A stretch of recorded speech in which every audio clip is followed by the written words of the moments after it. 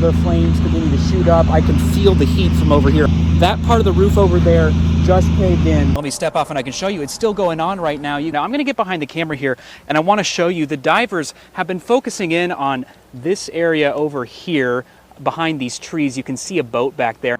Right now it doesn't matter if I'm standing on this side of Ballinger or if I'm on this side of Ballinger. I'm still on Rice Road. But if approved, these plans would split Rice Road in half, running a new road all the way from here at Ballinger all the way to here at Lake of the Woods Road. They do have part of Rhea Street blocked off, and they've got what appears to be shell casings marked on the ground. That number's dropped to about 1/5 of fatal crashes caused by impaired drivers. While traffic here on Highway 63 is moving smoothly tonight, the funding to bring it and numerous other highways up to higher standards remains frozen in time. I like to ask the tough questions. I've got a really tough question for you, and that's, where would you rather buy this shirt?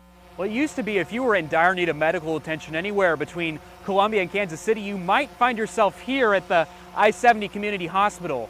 But since its closure earlier this year, you'll now have to take off 20 minutes down the road to the next nearest hospital in Marshall. 6 months ago, I fell outside my apartment and I hit the brick and it split my eye open right here. After years of an emergency room being just a stone's throw away. And, you know, right here across the highway from my apartment, I could have got myself there. No longer having it is taking some adjusting for Sweet Springs and area residents like TAWNEY Mayberry. If it hadn't been for my friend, I don't know that I could have drove clear to Marshall. It has caused things to be a little more difficult. And for the town's ambulance service, there sometimes aren't enough hours in the day. We could be back in service in just a matter of minutes versus now going to Fitzgibbon, which is our closest hospital. We're looking at about an hour. And after digging through the ambulance district's records from the months leading up to and following the hospital's closure, even that estimate looks optimistic. This is a look at the total list of calls the Sweet Springs Ambulance District responded to in July of 2018, the farthest month back we have data for, and June of 2019, the most recent month we have data for. Now, looking at those numbers, we can see they had 19.2% fewer total calls in June of 2019 and spent 17.8% fewer hours in service compared to July of 2018. But let's look a little deeper here. These calls here in yellow represent calls where the ambulance district actually transported someone to a hospital for immediate emergency care. Some of these other calls include being on standby for sporting events or transporting someone from one hospital to another. So when we look at these calls, we can see they spent about an hour and a half per call on average in July of 2018. But in June of 2019, that was more like 2 hours and 5 minutes per call. That's a 39% increase. Okay, so we used to have I-70 hospital. While call times are on the increase, the lower number of total calls means something else is on the decrease. It's kind of affected our bottom line a little bit, that we're not as busy as we were. While the district is primarily funded by tax money, that's not its only source of revenue. The other part of it is our billing for calls that we go on. Last year, the district collected nearly $310,000 in service fees. But as of September this year, it's only on track to make about 2/3 of that. The ambulance district is solvent. We will always be here. The ambulance district was here before they had a hospital. Even though ambulance district leaders are confident the loss of the hospital won't put them under, the people of Sweet Springs are racing against the clock to revive their hospital. We need the hospital here. Before time catches up. And they always say about that golden hour if it's something critical. Luckily, mine was just cut over the eye. Spencer Humphrey, KOMU 8 News, Sweet Springs. Well, Jim, you see someone dressed like me approach your car. They knock on your window and ask for money to donate to a charity. But I found that one group in our area doing this has not been telling the whole story. Take a look at these men, stopping cars in Columbia, asking for donations. In Jefferson City, the same thing. Literally knocking on windows of stopped cars, one Facebook user wrote in a Jefferson City Facebook group. They've said they're with at least 3 different fundraisers, but haven't actually given names of them. Another user posted a picture of this flyer, claiming to be from a group called Restoration Ministries out of Houston, Texas. So, why is a group from South Texas all the way up here in mid-Missouri? I decided to give them a call. And what we do is we get people off the streets from drugs and alcohol. We go from city to city. We are traveling ministry. But the ministry's website says the group works locally to help the people in the Houston area. Additionally, Jefferson City Code requires any charity wanting to solicit on the streets to get a permit. A quick check with the city's record keepers reveals Restoration Ministries never did. No records of Restoration Ministry. No, they are not in our system at all.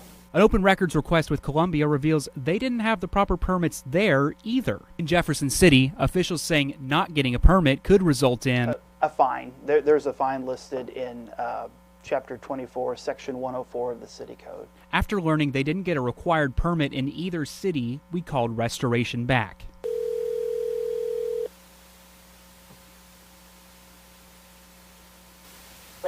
Houston Ministry. Yeah, hi. This is Spencer. I'm calling from KOMU 8 News in Columbia, Missouri. Are you the same person I talked to earlier by chance? The call disconnected, so try it again. This is Sister Debbie. I'm not in. Let no weapon shall form against you or me is going to prosper. In Jesus' name, I pray. Amen. Turn left onto East Simon Boulevard. Signs for Holtz Summit, Missouri. Ooh. Missouri, ooh? No, my GPS is not distracted. In fact, I'm not alone. My GPS actually said ah and ooh the other day. It's just trying to navigate us along one of Missouri's many lettered supplemental routes. But you have your vacuum back here. The steam mop is way under here. Cleaning houses all over mid-Missouri, Sabrina Hayes travels her fair share of lettered routes. Sometimes it is very, very hard to navigate. Why so hard? Well, every county has its own set of lettered highways maintained by MoDOT. So for instance, this Route WW here in Boone County is a totally different road from this Route WW in Lynn County. So who came up with this alphabet soup? 1922 is when they laid out the state system. We did have lettered routes. This would be the first. From his basement in Hazelwood, Joe Sonderman acts as MoDOT's de facto historian of sorts. A former MoDOT contractor, Sonderman now runs a Facebook page called Missouri's Historic Highways. He says the lettered routes really started to grow in the mid-20th century. Between 1952 and 1962, there was a 10-year period where we adopted all of these rural roads.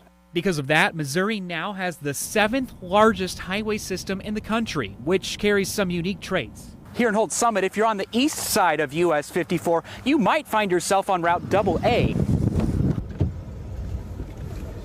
But if we get in here and venture across 54, you'll find pretty quickly you're actually no longer on Route AA. Instead, you're here on Route 00. They will not keep the same letter if they cross an interstate or a state highway.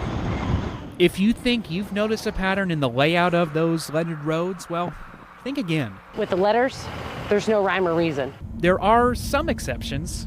We'll never see GILQ because they look like numbers on a highway sign. And you shouldn't see an X, although there is one. I think it's in Macon County. But as for the question at hand, still, it is confusing as to why the letters. It's up to us to fill in the blanks. Spencer Humphrey, KOMU 8 News, Columbia.